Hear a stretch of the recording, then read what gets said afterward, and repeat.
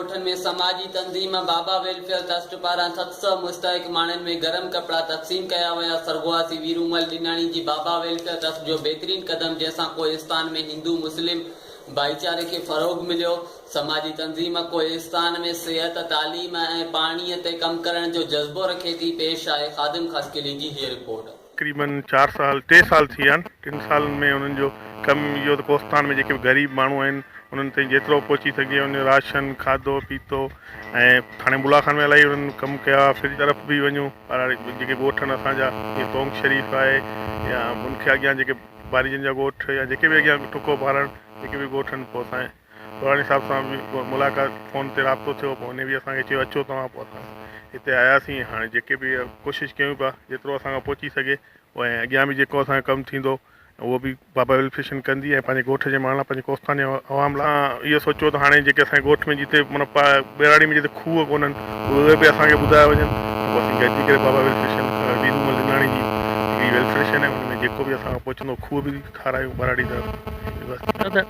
कोहिस्तान में जीअं पाण वॾे में वॾो मसइलो पाणीअ जी खोट आहे, त हिननि ही शयूं सुठा कम आहिनि, पर मुस्तक़िल बुनियादुनि ते जेको कमु आहे त नंढा खूह खोटाइजनि ऐं उन्हनि खूहनि खे मुस्तक़िल बुनियादुनि ते हलाइजे जीअं माण्हू पाणीअ जो मसइलो हल थिए। पहिरियां अॼु हिन ॾींहं ते मूंखे वीरूमल ॾिनाणी साहिबु यादि थो अचे, जंहिंजूं असां जॾहिं मच कचहरियूं कंदा हुआसीं, जेके प्रोग्राम कंदा हुआसीं पसे पदा असांखे वॾो हुनजो माली सहकार हूंदो हो। कंहिंखे ख़बर कोन कॾहिं बि न अचे मुंहिंजो को नालो खणिजो मच कचहरी में मूं जेकी कुझु ॾिनो आहे, लेकिन करे मूंखे हुनजी वॾी यादि अचे। ऐं असांजूं हुन ट्रस्ट में उमेदूं आहिनि त कोहिस्तान जा जेके दूर दराज इलाइक़ा आहिनि जिते पाणी जी सहूलियत न आहे, काफ़ी ॻोठनि जा नंढड़ा ॿार पढ़णु चाहींदा पर टीचर कोन्हे।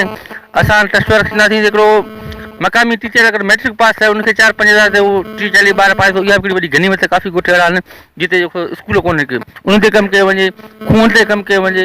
ऐं असां हिन ट्रस्ट मां हमेशह ॾिनाणी फैमिली जूं वॾियूं ख़िदमतूं आहिनि। डॉक्टर सूरमल ॾिनाणी साहिबु जेको आउं सम्झां थो त असां हुन सां गॾु 1994 खां वठी हिन इलाइक़े में पोलियो पीआईंदो अचे, एरिया इंचार्ज हिते पोस्टिंग हुयसि। ऐं अॼु त माशाल्लाह फ़ोनूं बि आहिनि, भाॼी मिले थी। उन दौर में यकीन कयो त हिते बटाटा कोन मिलंदा हुआ, बस हिकिड़ी ॾेढी वेंदी हुई त उहा 8 ॾींहं खां पोइ ईंदी हुई। उन दौर में ॾिनाणी साहिबु वीचारो हिते जेको AC जो हिराक हिते गर्मियुनि में हिन महिनत कई पोलियो में, ऐं पेशेंट जी जेको लाज़मी मेनू पूरो कोन कंदो, जेके महीने में ईंदो त हुन ग़रीबनि जो इलाजु कंदो, उहा बि हिकिड़ी वॾी आहे। सम्झो त ॾिनाणी फैमिली जूं वॾियूं ख़िदमतूं आहिनि ऐं उनखे हमेशह यादि रखियो वेंदो ऐं वीरूमल खे बि हमेशह सुनहरे अखरनि में नालो लिखियो वेंदो। कोहिस्तान असांजो जेको सो हिकिड़ो ॼम जो हंधु आहे ऐं कोहिस्तान असांजो घरु आहे, कोहिस्तान असांजी धरती आहे।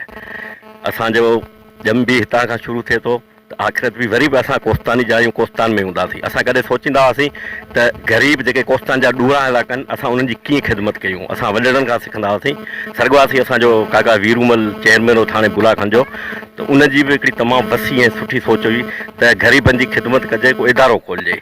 उन हिसाब सां बाबा ट्रस्ट जो जेको सो इदारो हिकिड़ो रखियो वियो, जंहिंमें कोहिस्तान जे सिटी, जंहिंमें थाणो अहमद खान, बुलाखान, सरी, मोल, कडाप ऐं उनखां पोइ जेके ॾूरा इलाइक़ा आहिनि जीअं तोंग आहे, ॿिया बि ॿाराड़ी जा इलाइक़ा आहिनि, त उते वञी ग़रीबनि खे जेको सो उन्हनि जी मदद कजे ऐं उन जेको बि थी सघे पहुची सघे उन्हनि जी मदद हुअणु घुरिजे। जंहिंजो पहिरीं बि 2-टे दफ़ा थी यानी इहे प्रोग्राम अहिड़ा साइडनि में, पर अॼु असांखे मूंखे तमामु घणी ख़ुशी थी जो आउं पहिरें प्रोग्राम में शामिलु आहियां।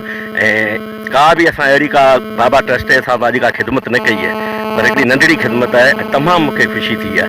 ऐं असांजी जेको सो इहा ई सोच आहे, ज़हन आहे त असां बाबा ट्रस्ट जे हिसाब सां जेको बि असांखां थी सघे, जंहिंमें ख़ासि करे पाणी जो मसइलो आहे, साफ़ु पाणी हुजे, तइलीम हुजे ऐं सिहत जे हिसाब सां असां जेकी वधि में वधि कोशिशि थिए त ॿाराड़ी जे माण्हुनि जी असांखां जेका बि मदद हुजे उहा मदद असीं करे सघूं। गवर्नमेंट जे हिसाब सां त कोहिस्तान जो इलाइक़ो तमामु हिकिड़ो वसी ऐं सुठो इलाइक़ो आहे, पर गवर्नमेंट जी मुंहिंजे हिसाब सां ऐं नज़र सां घटि हुअण करे इलाही हिते जा मसइला आहिनि। जंहिं करे आउं गवर्नमेंट खे बि अपील कंदुसि, गवर्नमेंट खे त कोशिशि करे जेके कोहिस्तान जा ॾूरा इलाइक़ा आहिनि उते सहूलियत ॾिनी वञे ऐं असांजे बाबा ट्रस्ट जे हिसाब सां जेको बि असांखां पहुचंदो असां तइलीम, सिहत, सफ़ाई जे हिसाब सां ऐं राशन जे हिसाब सां जेको बि असांखे ईंदो असां कोशिशि कंदासीं, अॻियां पंहिंजे हिन मिशन खे वधाईंदासीं। महिरबानी। हीअ असांजो जेको ही कोहिस्तान जेका तोंग जी पट्टी तमामु पसमानदा पुठिते फैलियल ऐं ख़ासि तौर ॾुकार जे लपेट में आहे। ऐं बाबा वेलफेयर ट्रस्ट जेका पुलसरत थाणे बुलाखान शहर में कमु कंदी हुई उनखे असां जेको उन लाइन ते आंदो तव्हां ॿारड़ी अंदरि वधीक गुरबत आहे वधीक ज़रूरतूं आहिनि तव्हां उन्हनि खे हली ॾियो उते अॼु इन्हनि ॻाल्हि खे अमल जामु पिरायो अॼु तोंग में आया ऐं इन्हनि जेको थो हिते या गरम कपिड़नि जी ग़रीब माण्हुनि में विरासत कई ऐं इनशाला बाबा वेलफेयर ट्रस्ट हाणे कोस्तान जे सभिनी ॻोठनि में इहो कमु कंदी असां हुन मां नेक उमेद रखूं था। जूं ख़िदमतूं हमेशह अॻु भरियूं रहियूं आहिनि। अॼोकी ख़िदमत बि इन्हनि ई ख़िदमतुनि जी हिकु कड़ी आहे। खादम ख़ासि कयली तोंग न्यूज़ खीरथर जबल जो देश तोंग।